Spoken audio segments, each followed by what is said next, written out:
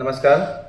Irrigation department सिंचाई विभाग उत्तर प्रदेश में अभी हाल में ही जो टेंडर आए हुए हैं, जिनकी डेट है 13/3/2026 और 16 को फाइनेंशियल हैंडबुक वॉल्यूम 6 पैराग्राफ 365 के अंतर्गत आने वाले बिड डॉक्यूमेंट और उनकी छोटी छोटी गलतियों की वजह से, जिनकी वजह से हम टेक्निकल बिड से बाहर हो जाते हैं। सबसे पहले तो आपको आपका जो पेपर होता है, चरित्र प्रमाण पत्र, हैसियत प्रमाण पत्र, एफिडेविट 1 और 2 चाहिए होता है, जिसपे अनुबंध होता है फॉर्म ए और फॉर्म बी में, जिसमें आपको आपके जो स्टाफ होता है, आपको एम्प्लॉयर AE की डिटेल्स देनी होती है और ऑन गोइंग प्रोजेक्ट जो अभी आपका वर्क चल रहा है उसकी डिटेल्स देनी होती है। उसको आपको जरूर पढ़ना चाहिए, ध्यान देना चाहिए।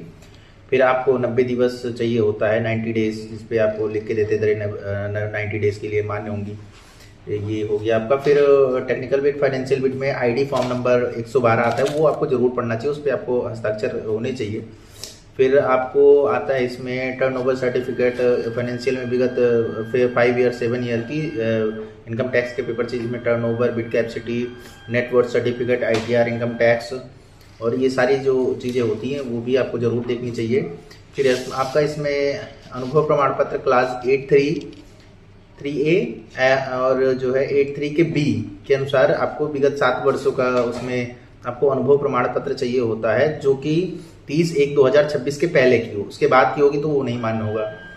फिर आपको CA द्वारा सर्टिफाइड एक बिड कैपेसिटी चाहिए थी, ये बहुत इंपॉर्टेंट है। बिड कैपेसिटी पे आपको जरूर ध्यान देना चाहिए। आपको कोई भी एडिट करा हुआ कुछ भी ऐसा बिड कैपेसिटी नहीं, जो CA द्वारा प्रमाणित UDIN नंबर को सर्च करने पे, देखने पे, चेक करने पे आपका बिड कैपेसिटी सही मिलना चाहिए।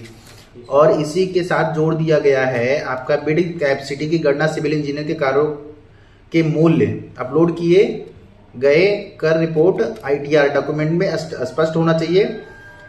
इसके लिए वित्तीय वर्ष प्रपत्र 26AS जो इनकम टैक्स के पोर्टल से आप डाउनलोड कर सकते हैं, आपके CA के द्वारा आप उनसे भी ले सकते हैं, जिसके टर्नओवर, बिड कैपेसिटी की गणना उसमें वो चेक करके वेरीफाई करेंगे बाकायदा, वो आपका सही होना चाहिए। इस पर आपको जरूर ध्यान देना।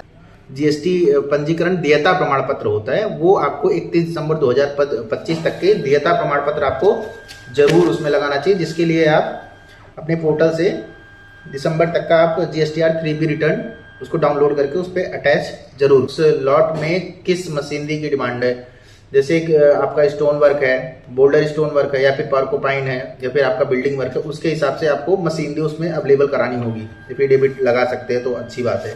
तो ई टेंडरिंग पे जो टेंडर्स आते रहते हैं उसके बारे में जानकारी मैं देता हूँ। सब्सक्राइब जरूर करिए। Thank you.